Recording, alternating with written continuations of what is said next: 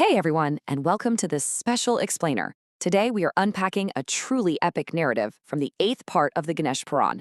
When most of us picture Lord Ganesha, we usually think of the gentle, elephant-headed deity who removes obstacles before we start a new project or venture.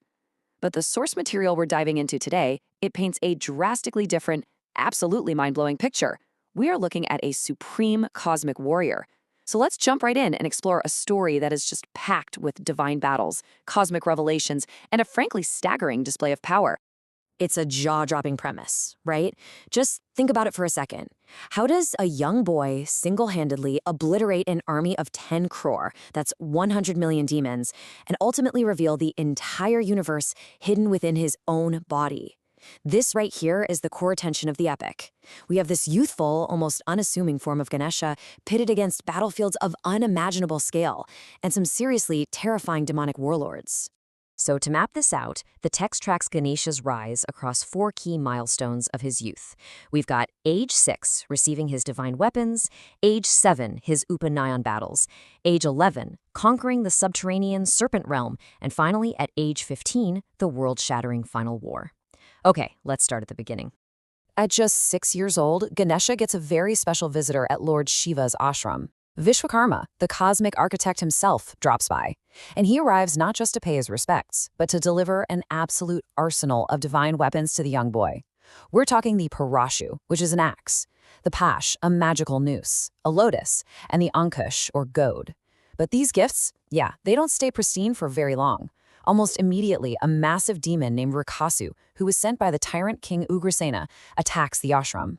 And the 6-year-old Ganesha doesn't even flinch. He strikes Rakasur down instantly, using his newly acquired goad.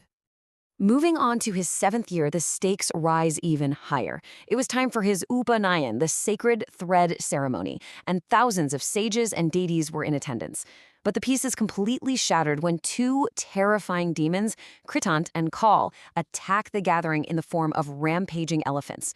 Total panic ensues, right? The sieges scatter everywhere. But Ganesha, he steps right up with nothing but his bare hands. He literally grabs one of the elephants by the trunk, delivers a devastating punch, and just sends it crashing right into the other one. With just his fists, he utterly destroys them both, restoring peace to his own ceremony.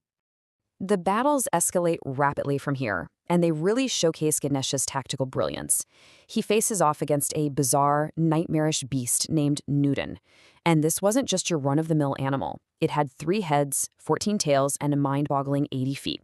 Its roar was literally shaking the mountains.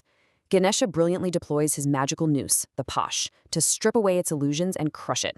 Shortly after that, a giant, fire-breathing bird named Shikindi Mayor hatches from an enormous egg and goes on the attack. And once again, going back to the bare hands, Ganesha entirely subdues the mighty bird. Now, that specific victory brings us to a really crucial naming moment in the text. After taming this giant bird, the bird's mother, Vinata, officially gives it to Ganesha to be his divine mount. And this earns him the legendary title Mayurshwar, which literally translates to Lord of the Peacock. But Vinata also makes a desperate plea to him. Her other sons are currently being held captive down in the underworld, Naglok. This seamlessly sets up his next great adventure. So, by age 11, the threats are still coming. A horse demon named Ashwasur attacks Ganesha and his friends while they're hanging out by a lake. Ganesha just leaps right into the water, overpowers the demon, and drowns him. But this intense aquatic battle catches the attention of some serpent maidens, who then invite the young warrior down into their subterranean realm, Naglok. Now, what actually happens in Naglok is just a pure display of absolute, unquestionable supremacy.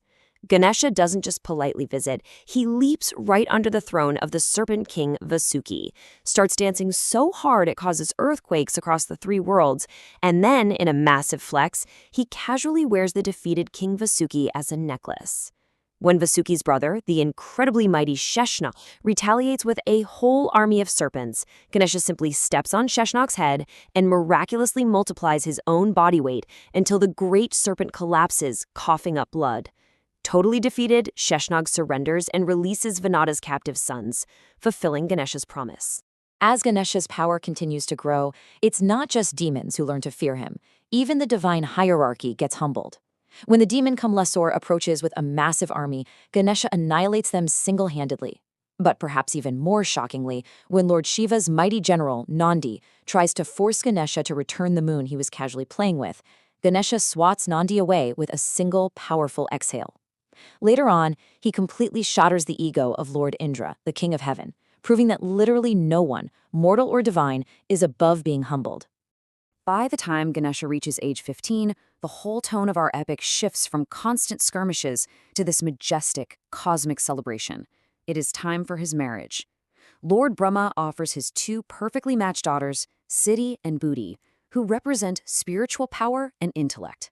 A grand Bharat, spectacular marriage procession kicks off. Deities from all across the cosmos are riding their divine mounts, filling the skies with joy, music, and flying flowers. It's a beautiful scene. But of course, this is an epic, and peace never really lasts long. 70 million. 7 crore.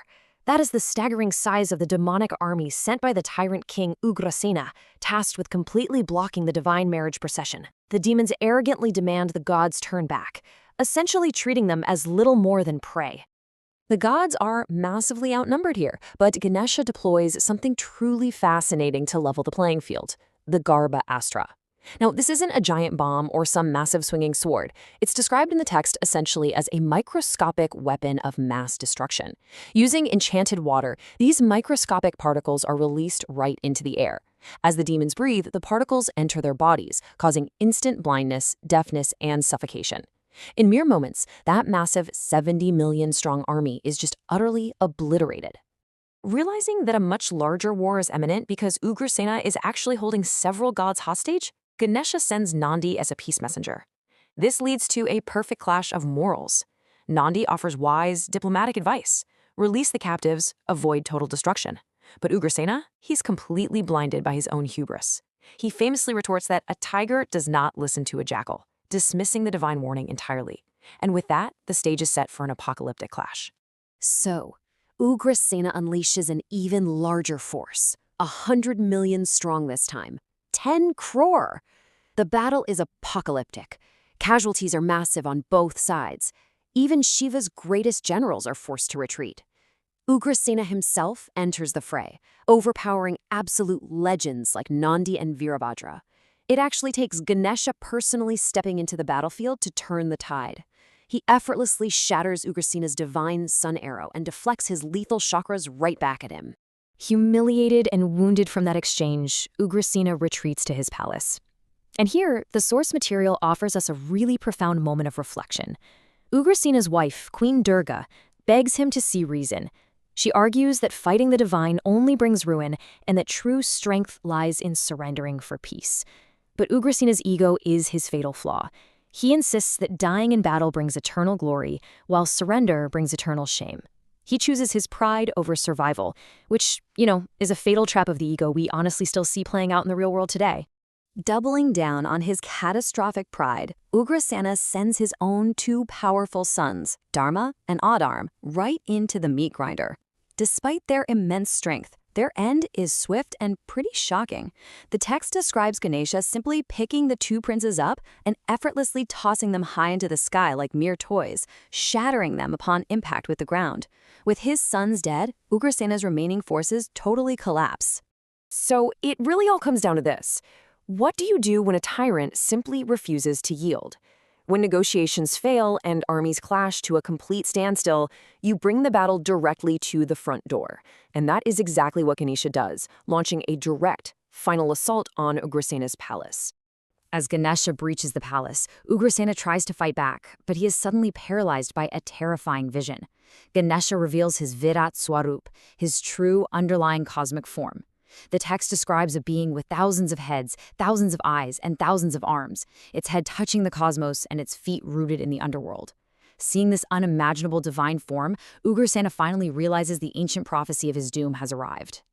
The climax of this epic is incredibly swift and decisive. Chanting a divine nectar-infused mantra, Ganesha hurls his enchanted axe, the parachute. It totally bypasses all of Ugrasena's armor and pierces his Amrit stall, the hidden spot of nectar in his navel that granted him his invulnerability. The tyrant falls, his immortality is shattered, and his long reign of terror finally comes to an end. With the tyrant dead, a new king is crowned. But Lord Indra, who is apparently still clinging to his ego, questions why Ganesha should be worshipped first among all the gods. Suddenly, an Akashwani, a booming divine voice directly from the heavens, silences the entire battlefield. It declares Ganesha as the Supreme Father, the manifestation of ultimate divinity, and the destroyer of all obstacles, demanding that his supremacy be universally recognized. To permanently dissolve their ignorance once and for all, Ganesha grants the assembled gods one final, awe-inspiring vision, the Omkar Swarup.